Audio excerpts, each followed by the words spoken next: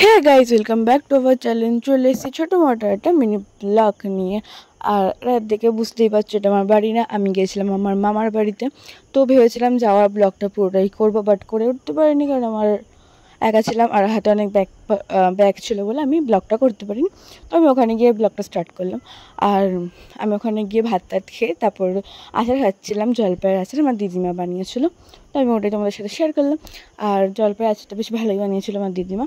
তো তারপর আমাদের যাওয়ার কারণটা হলো, ওখানে ছিল আমাদের একটা বড় বিশাল ফাংশন, যেটা প্রতি বছরই হয়। আমি আগেও একবার ইউটিউবে শেয়ার করেছিলাম, আমি গেছিলাম, পুরো ব্লগটা শেয়ার করেছিলাম। তো ওরকমই এই যে দেখতেই পাচ্ছ গাইস, আমাদের মাঠটা এত বড় আর তার মধ্যে পুরো গ্যালারি ভর্তি। আর আমাদের ফাংশানে এসেছিলো অনেক, মানে চারটে সিঙ্গার এসেছিলো। একটা সিঙ্গারের নাম আমি জানি না, আর তিনটে সিঙ্গারের গান আমি খুবই ভালোভাবে এনজয় করে শুনেছি। আর এই যে আমি, আমার মা আর বোন গিয়ে তাড়াতাড়ি করে বসে পড়েছি সিট ধরে, নাহলে গায়ে সিট পাওয়া যেত না, বিশাল ভিড় হয়, বিশাল ভিড়। অনেকে জানে, অনেকে গিয়েছে। এইটা হলো বারুইপুর রাসমার্ট, যেটা অনেকে জানে। তো এখানে ফার্স্টে আমাদের সিঙ্গার উঠবে অঙ্কিতাদি, বাট অঙ্কিতাদি বিশাল ভালো গান গেয়েছে।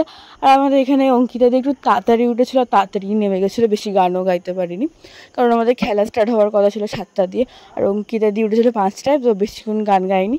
তো গান গাওয়া হয়ে গেছে। এখানে খেলা হয়েছিল, আমাদের গড়িয়ার টিম জিতে গেছিলো, ঠিক আছে, পলাশদাদের টিম। তো আমি তো বিশাল হ্যাপি ছিলাম। আর এখানে সব বাজনা বাজাতে বাজাতে বাড়ি যাচ্ছিলো। আর এখানে দেখো গাইস, মহিলাটা কোথায় ওপরে উঠে গেছে, আমি ওটাই দেখানোর চেষ্টা করছিলাম। মানে এত ভিড় হয়েছে গাইস। আর তারপরে তো 1 ঘন্টা টানা বাজি ফাটানো হয়, এটা আমি আগেও শেয়ার করেছি, বাট এত বাজি ফাটানো আমি শেয়ার করতে পারি, একটা ছোটো একটা ক্লিপ তুলে ধরলাম। আর গাইস, আমার ভয়েসটা বাজে এলে কিছু মনে করো না, আমার শরীরটা খুবই খারাপ। তো এখানে হচ্ছিলো বাজি ফাটানো। তারপরে এসেছিলো আমাদের মোস্ট ফেমাস কুনাল গাঞ্জাওয়ালা স্যার, খুবই ভালো গান গায়, মানে ওনার গান তো পুরো মন ছুঁয়ে গেছে আমাদের, অনেকক্ষণ গান এনজয় করেছি। তারপরে মানে ওনার গানটাই মানে পুরোটা এনজয় করেছি। তারপরে এসেছিলো রাহুল দে স্যার, আই থিঙ্ক, বাট ওনার গানটা অতটাও পছন্দ আসেনি, বাট ভালোই গিয়েছে। তো কাউকে অপমান করতে, তো সবাই ভালোই গিয়েছে। আর এনার গানটা আমার খুবই ফেভারিট ছিল। তো তারপরে গাইস, আমার শরীরটা খুবই খারাপ হয়ে গেছিলো, আমার গায়ে অ্যালার্জি বেরোচ্ছিলো, মাথা যন্ত্রণা করছিলো।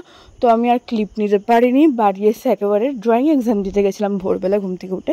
তো এই ভিডিওটা এইটুকুনি, ভালো লাগলে লাইক কমেন্ট শেয়ার করে দিয়ে দেখা হচ্ছে নেক্সট ব্লগে।